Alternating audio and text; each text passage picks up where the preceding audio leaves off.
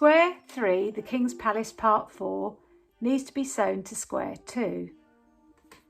There are 62 rows in square 2 and 60 rows in square 3.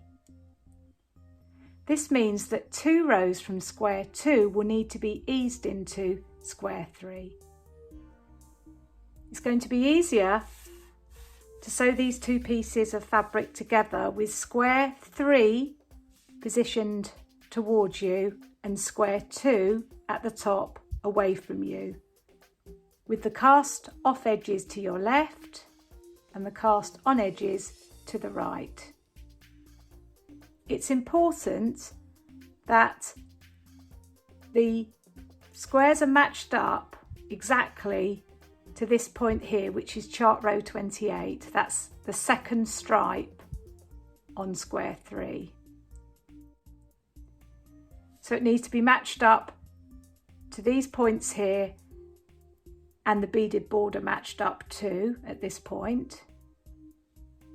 Then from row 29 to the top of the squares, this is where you will need to ease 2 rows of square 2 into square 3. I've placed markers positioned approximately at thirds across the work from row 29 to the cast off. There's a marker on each side, and at these points, when I reach these markers when I'm sewing up, I will ease a row from square 2 into square 3. It's going to be easier to show you how to sew up if I use these lighter coloured pieces of fabric and a contrast yarn. I'm going to show you how to sew up using mattress stitch. Mattress stitch needs a blunt-ended needle, and it works by taking your needle under the bars that exist between the edge stitch and the second stitch in. If I turn the fabric on its side, you can see here there's a bar in between the edge stitch and the second stitch in, and there is a bar for every row in your knitting. I'm going to take my needle under 2 bars at a time, zigzagging from square 3 to square 2. However, to begin the seam, it's important that you offset at the beginning by 1 row, which will then make these cast on edges level. So just to begin, I'm going to find the very first bar above the cast on edge on square 3. Take my needle under from back under the bar towards the front of the work.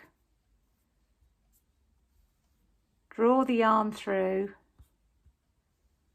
and then I'm going to go across to square 2 and take my needle under 2 bars on square 2.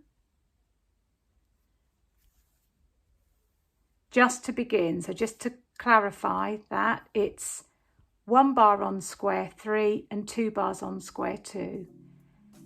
However, from then on, I'm going to take the needle under 2 bars on each side until I reach row 29.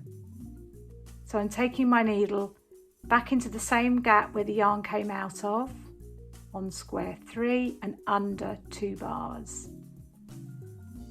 Then I'm taking the needle into square 2, into the same gap, under 2 bars. And I'm repeating this a few times until I pause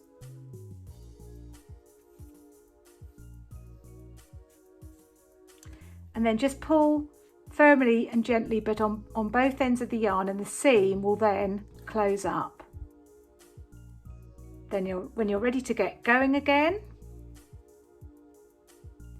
you put your needle into the same gap where the yarn last came out of, under 2 bars, and you continue on until you've completed 28 rows. So that's to the end of the second stripe on square 3. When you reach your first marker, you will need to ease a row from square 2 into square 3. So I would suggest you do this by taking your needle when you reach the first marker under 1 bar only on square 3, but 2 bars on square 2. And that will ease 1 row of square 2 into square 3. You will repeat that again when you get to the second marker. So that will be taking your needle under 1 bar on square 3 and 2 bars on square 2. If we turn the work over, you can see the seam here on the back of the work. There is 1 stitch from each edge taken into the seam. If we look at the front of the work again, you can see that you can't actually see the orange yarn that I've sewn up with. So that does mean that if you would prefer to sew up in a slightly contrasting colour to make it perhaps a bit easier to see, that will be fine. When your seam is completed, it should look like this, with your stripes and your borders, including the beads here, matching up.